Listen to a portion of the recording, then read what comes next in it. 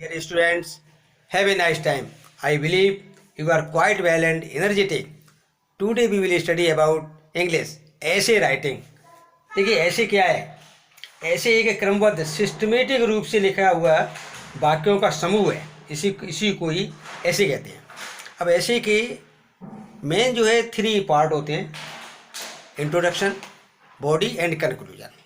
तो इन्हीं को आधार लेकर हम ऐसे जो लिखते हैं, और ऐसे लिखते समय ध्यान रखना चाहिए, समझे, कि पंक्चुएशन मिस्टेक ना हो, स्पेलिंग मिस्टेक ना हो, और सेंटेंस जो है वो सिंपल और शॉर्ट होने चाहिए, शॉर्ट होने चाहिए। भाषा जो है इसकी लैंग्वेज सिंपल और सेंटेंस शॉर्ट होना चाहिए। इसमें अपने फ्रीली आइडियाज़ होते हैं, अपने जो है थॉट इसमें व्यक्त किए जाते हैं, और ये देखा जाता है कि जो इस लैंग्वेज पर कितनी कैचिंग पावर है। तो कुछ एग्जांपल, जैसे कि Holi festival, the Holi festival of colours. The Holi festival is one of the most important and interesting festival of Hindus. It comes in the Falgun month. All persons come forward to celebrate the festival. तो इस प्रकार से ये एक introduction हो गया। देखिए यहाँ पर जो है इंट्रोडक्शन के भी अलग मार्क्स होते हैं, तो अच्छी प्रकार से लिखेंगे। There is a story about the origin of the festival. इस फेस्टिवल की ओरिजिन क्या है, इसकी story. Prahlad was a devotee of Vishnu god. Devotee means भक्त। प्रहलाद विष्णु गॉड का भक्त था। हिज फादर हिरण्यकश्यप, उसके फादर का क्या नाम था, Hiranyakashyap, hated Vishnu. Hated means उससे जो है नफरत करता था। He tried many ways to kill him but all failed. उसने कई प्रकार से प्रहलाद को मारने की कोशिश की, लेकिन वह फेल हुआ। Hiranyakashyap was determined to kill him. Hiranyakashyap ने प्रहलाद को मारने का डिटरमाइंड कर दिया, निश्चय कर लिया। In the end he asked his sister Holika to enter the fire with Prahlad. अंत में अपनी सिस्टर होलिका से कहा कि प्रहलाद को लेकर के और आग में एंटर कर जाए with Prahlad. Her body was fire proof. उसकी बॉडी जो है वो फायर प्रूफ थी। होलिका की बॉडी फायर प्रूफ। ये कहा जाता है कि उस पर एक इस प्रकार की शॉल थी कि उसको वो जब ओढ़ लेती थी तो आग में जाते समय उसको आग जो है नुकसान नहीं पहुंचाती, हार्मफुल नहीं होती थी। Fortunately Prahlad came out of the fire safe, but his paternal aunt Holika, बुआ जिसे कहते हैं, fortunately Prahlad came out of the fire safe, What his paternal aunt होलिका was one to death। Holika की डेथ हो गई। पैटर्नल आंट यहाँ पर जो है बुआ को कहते हैं, जिसकी मृत्यु हो गई। So this festival is celebrated in the honour of his this event. इस इवेंट, इस घटना के सम्मान में ही ये फेस्टिवल मनाया जाता है। New ear barley are roasted on Holi fire. New ear barley जैसे गेहूँ वगैरह ये हो जाते हैं, रोस्टेड वन भून लिए जाते हैं, इनकी वाली वगैरह जो है भूनी जाती है। And distributed among friends and relatives, और जिसको के होला कहते हैं, फ्रेंड्स में और मित्रों में उसको जो है डिस्ट्रीब्यूट किया जाता है। यहाँ तक ये समझ में आ गया। इस पर अपने भी विचार व्यक्त कर सकते हैं, ये भी जो है अपने विचार सिंपल बना सकते हैं, किस प्रकार से होली मनाते हैं ये। ठीक। On the Holi festival Many sweets and other fine dishes are made at home. Holi के अवसर पर और सी many sweets and other fine dishes are made at home. The most important sweet, gujia, are made in all family. सभी family में गुजिया बनाई जाती है. People play with गुलाल and colors. पीपल जो है बच्चे वगैरह सभी गुलाल और कलर से खेलते हैं, होली खेलते हैं. This is the festival of Joy and happiness. तो ये फेस्टिवल किसका है? जॉय एंड हैप्पीनेस का फेस्टिवल है. तो सेकंड है ऐसे ये सैंपल के तौर पर, a visit to a historical place, किसी ऐतिहासिक स्थान की विजिट, यात्रा. A visit to a place of historic interest is a new experience. किसी ऐतिहासिक स्थान की यात्रा करना क्या होता है? एक न्यू एक्सपीरियंस होता है, नया ही अनुभव होता है. Last year I had an occasion to go Agra. Occasion means अवसर होता है, अवसर. Agra has many buildings of historic interest. Many buildings of historic interest. The most famous them is Taj Mahal. ऐतिहासिक महत्व की बहुत सी बिल्डिंग्स हैं वहाँ पर, और उनमें जो है मोस्ट फेमस ताजमहल है. It was a moon lit night. Moon lit night मतलब चंद्रमा की रोशनी की, जिसमें अधिक होती है चंद्रमा का प्रकाश, ऐसी रात्रि को मून लिट नाइट कहते हैं. When I saw the Taj Mahal my words can't express its beauty. तो इतना सुंदर दिखाई दिया उस समय कि उसको वर्ड्स नहीं कह सकती. The white marble looked like silver. The reflection on the main building in still was enchanting. Enchanting जो मनमोहक, मोहक, जो रिफ्लेक्शन उसका पड़ रहा था तो काफी वो कैसा था? एनचेंटिंग, मनमोहक था. The walls of building are decorated with beautiful carvings. Carvings जो होती है नक्काशी, जो वॉल्स थी उस बिल्डिंग की, ताजमहल में, उनको अच्छी प्रकार से नक्काशी के द्वारा तरह तरह के फूल वगैरह उसमें जो है फूल पत्ती बने हुए उसको जो डेकोरेट किया गया है. Shah Jahan built it in the memory of his queen Mumtaz Mahal. Shah Jahan ने अपने क्वीन मुमताज महल की याददाश्त में से जो है बनवाया. तो शाहजहां ने अपनी क्वीन मुमताज महल की याददाश्त में से बनवाया. Some other historical buildings are the Red Fort. It was also held by Mughals. The Sikandra is also a place where domes are made in the memory of Mughal family.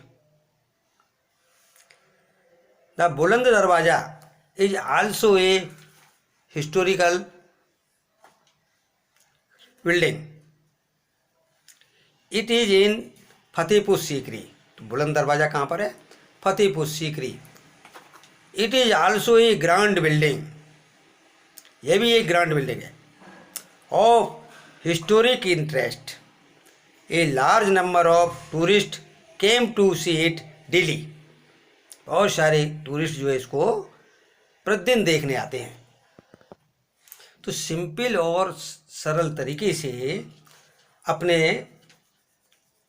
विचार व्यक्त करना, ideas किसी topic पर बताना क्रमबद्ध तरीके से, यही ऐसे होता है. तो थर्ड है सैंपल है the cricket match. It was Sunday. I saw a cricket match. It was played between India and Australia. Toss was thrown. India win the toss and decide to play first. Each team played 50 overs. The match started at 10 AM। देखिए यहाँ इसमें जो है ज़्यादातर second form का प्रयोग किया जाता है, क्योंकि ये ऐसे वगैरह पास्ट में लिखे जाते हैं, तो सेकेंड फॉर्म का प्रयोग करें। Rohit Sharma and Rishabh Pant was openers of India. Rohit Sharma made 140 runs and Rishabh Pant made 150 runs. Jadeja made 58 runs and Hardik made 50 runs and became not out. हार्दिक जो है नॉट आउट रहा। Next team Australia also played well but could not win against Indian team. Rohit Sharma made the man of the match. Jasprit Bumrah showed his talent as a good spinner.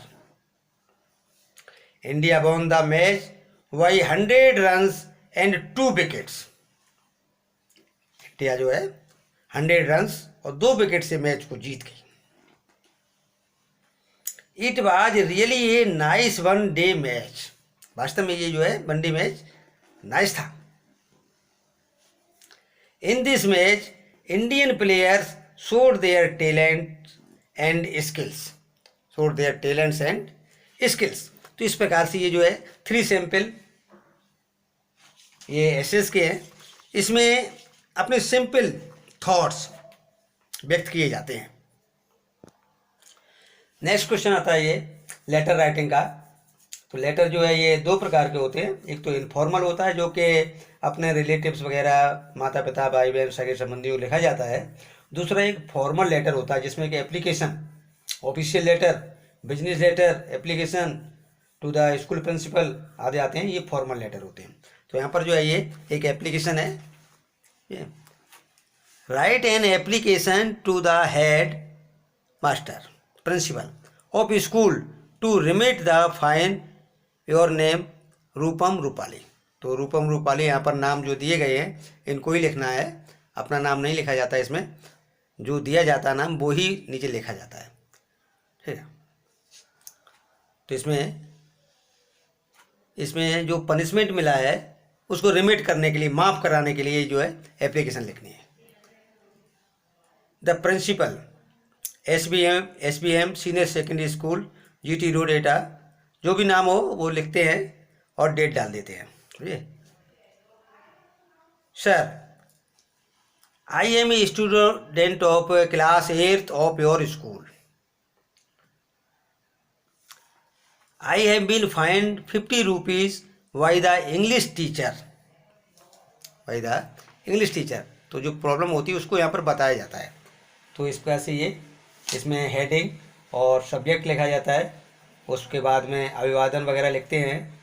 फिर जो है letter की body जो होती है, the body of the letter, ये लिखा जाता है मुख्य भाग। इसके अंतर्गत मूल कारण लिखा जाता है। तो मूल कारण क्या यहाँ पर है, remit the fine. I have been fined 50 rupees by the English teacher. He gave us a test by day before yesterday. My mother was ill on that day.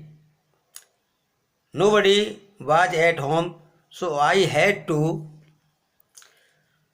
stay at home to look after means देखभाल करना, look after her. That is why I missed the test. Otherwise, I am very punctual and regular. तो यहाँ पर ये बताया गया है, ये मेन बॉडी होती है लेटर की, मेन बॉडी, जिसमें कि जो भी मूल कारण है वो लिखा जाता है, प्रॉब्लम है वो लिखी जाती है।